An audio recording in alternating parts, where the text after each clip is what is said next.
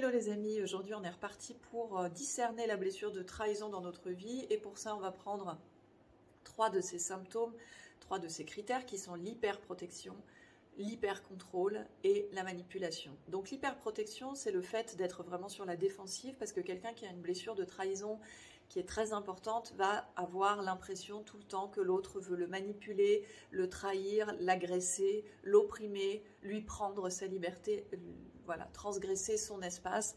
Donc du coup, quelqu'un qui a une blessure de trahison forte va tout le temps être sur la défensive, va prendre les choses personnellement, va s'énerver, va partir tout seul dans un trip comme ça. Et puis, ça va être l'escalade, c'est-à-dire qu'au fur et à mesure que l'autre va lui dire des choses, il va les interpréter de la mauvaise façon et il va avoir tendance à crier pour reprendre le pouvoir sur l'autre.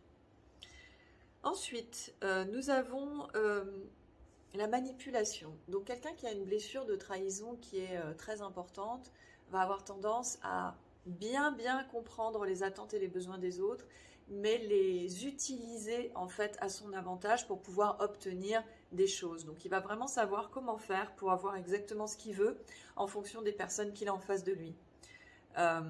Quelqu'un qui a une blessure de trahison qui est active mais pas trop, va aussi être capable de bien comprendre les besoins et les attentes des autres, mais il va essayer de s'en servir pour nourrir les besoins mutuels de l'un et de l'autre.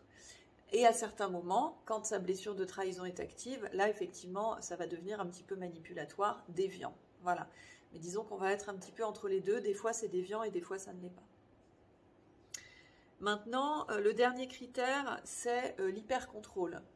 C'est-à-dire que quelqu'un qui a une blessure de trahison très active, pour éviter d'être trahi, il va contrôler tout son environnement, contrôler toute sa vie, contrôler son planning, contrôler son corps, contrôler son alimentation, sa sexualité et aussi contrôler ses relations. Ça lui permet d'obtenir une sécurité illusoire relative qui lui permet de ne pas être en train de crier tout le temps, on va dire. Donc du coup, quand on n'a pas cette blessure de trahison qui est trop active, on va arriver à être dans un certain contrôle de notre réalité, ce qui est normal, mais un contrôle qui est sain.